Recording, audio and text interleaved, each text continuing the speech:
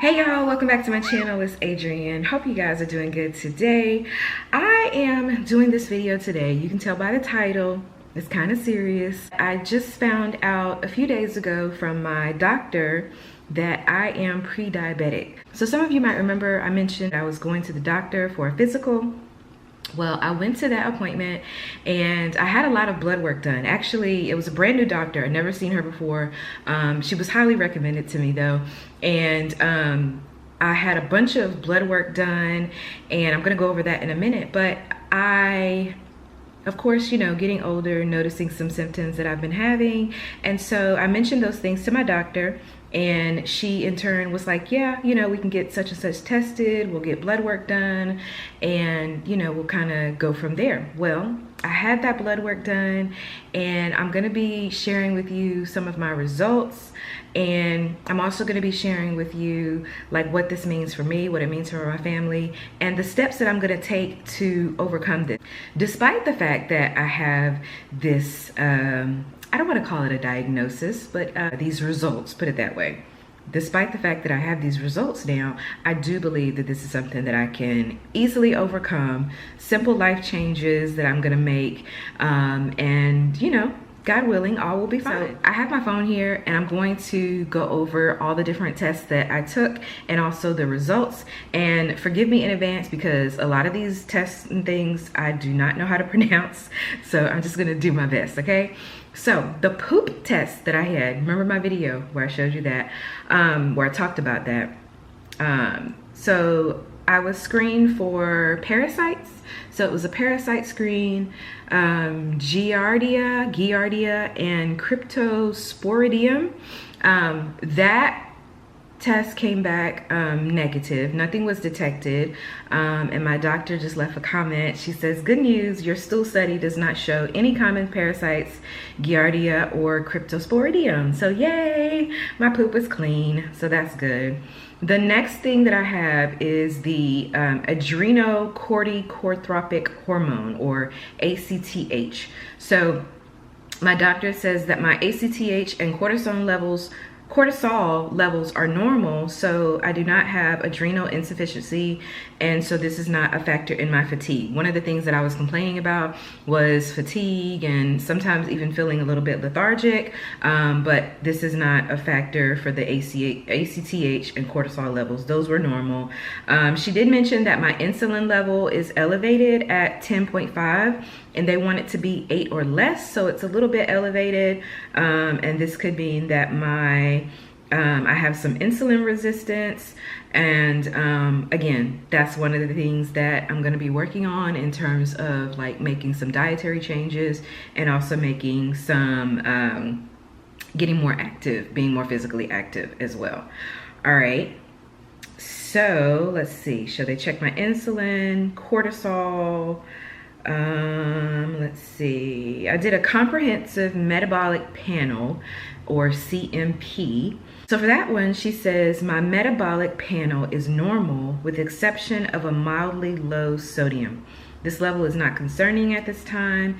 Usually this pattern is transient and related to your hydration status at the time of blood draw. So remember when I had my blood draw on Monday, I think it was this past Monday morning, it was fasting blood work, so I didn't eat anything from like, I think it was like 11, but I actually stopped eating, I think a little bit before that because I went to bed earlier than 11.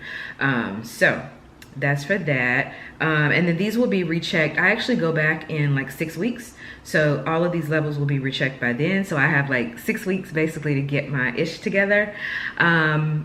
Also, but yeah, she says otherwise my metabolic panel shows good kidney function and no liver inflammation. So those are all good things. All right, my lipid panel is abnormal, and this is where things get a little bit tricky. So she says my lipid panel is abnormal, showing elevated triglyceride at 282 and LDL at 161.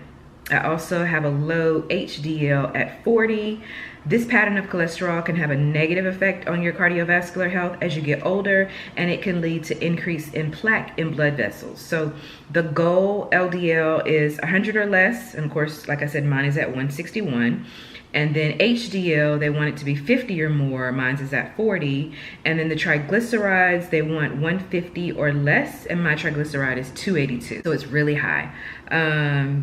And then to improve these values, the ACA and AHA recommend the following. So things that we all already know, right? We all know that we should be eating healthier. So a healthy, consuming a healthy plant-based or Mediterranean-like diet, high in vegetables, fruits, nuts, whole grains, lean vegetable or animal protein, preferably fish, and vegetable fiber, which has been shown to to lower the risk of all-cause mortality compared to control or standard diet, so like a standard American diet.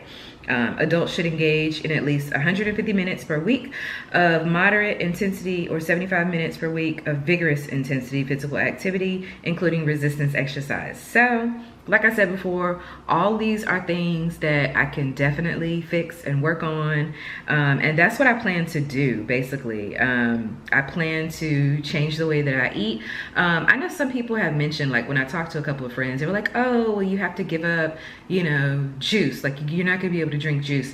And I don't agree with that idea. Like, I don't believe that you have to necessarily give up certain foods. Like if you want to give up eating sweets, or if you want to give up drinking juice, like do you, no judgment here. But for me, my whole goal is to beef up my movement. Like I don't think since I was in college, when I was like walking around on campus every single day, that's probably the last time that I've been like super active.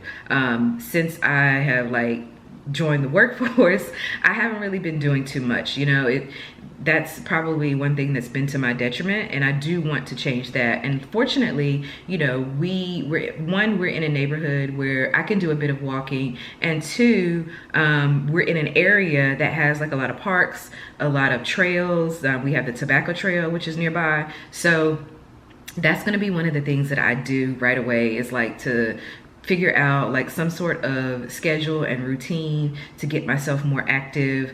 And then I also have resistance bands as well. And there's good old-fashioned YouTube. There's actually a yoga instructor called Adriennie, and I have watched some of her videos before, but I really want to kind of combine all those things with activity and yoga and mindfulness to create some sort of routine for myself. Also drinking water. One thing that I want to get back into is drinking more water per day. I have been wanting to do the whole like gallon of water per day. I have actually a big black, I don't have it near me, but I have a big black like military grade water jug that I got a few years back from Walmart, and it is 1 gallon, and I will fill it up sometimes, and sometimes I'll get through it, sometimes I won't. Sometimes I put lemons in there and lime and cucumber actually also. So yeah, that is one thing that I really want to do. Like I want to start back drinking my water every day and getting enough fluid and hydration in myself, and that hydration obviously helps to push out waste in your body so that you're not sluggish. That's one thing that I'm going to do. And the other big thing obviously is I'm going to change the way that I'm eating. So, and this is a thing, this is very important, because a lot of people will maybe, like, I don't plan on getting rid of any of the food that I have currently, obviously, at least I hope that's obvious. I don't believe in throwing away food necessarily. I have a lot of red meat in my freezer, and we're still gonna get through that. We're still gonna eat it. But one thing that I'm gonna do is start buying more seafood, in particular more fish. Like I love salmon, I love catfish, I love cod. So those are some things that I'm gonna be buying more of, particularly salmon. I have a big, like a huge, like maybe this size pack of salmon in my refrigerator that I got, or my deep freezer that I got from, where did I get it from? I think Costco. And so yeah, that's definitely gonna be something that I'm gonna be doing more of. We're gonna be doing more of. I love seafood actually. My son loves seafood, he loves shrimp. So yeah, I'm really excited about that. I think that's gonna be a really big thing. Actually, my next big shopping haul, I'm going to Costco, and you're gonna see a lot of the food changes that I'm gonna be making. Like I've added a bunch of stuff to my cart in Costco for the app. I'm not gonna purchase in the app, but just to give me an idea of like costs and things like that, I went ahead and added a bunch of stuff. So be on the lookout for that haul, because that's gonna be a huge one.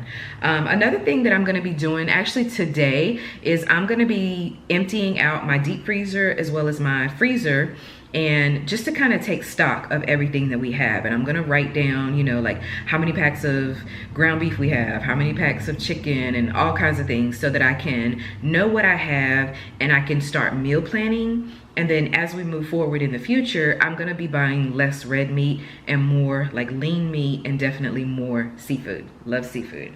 All right, let's see, what other results did I have? Ferritin. Okay, so my ferritin level is low at 11. Ferritin is a marker of iron storage, and my iron is low, basically. And so my doctor wants me to add more iron to my diet, and consider even taking an iron supplement. I have been taking Geritol for kind of off and on for a few months now, but I really want to like get into a routine as well, like of all the supplements that I plan on taking them regularly, because I've kind of like, I'll take them for a few days and then I'll stop or something like that. So I need to do that more regularly as well. Thyroid function tests are normal, so that's great. Let's see, what else?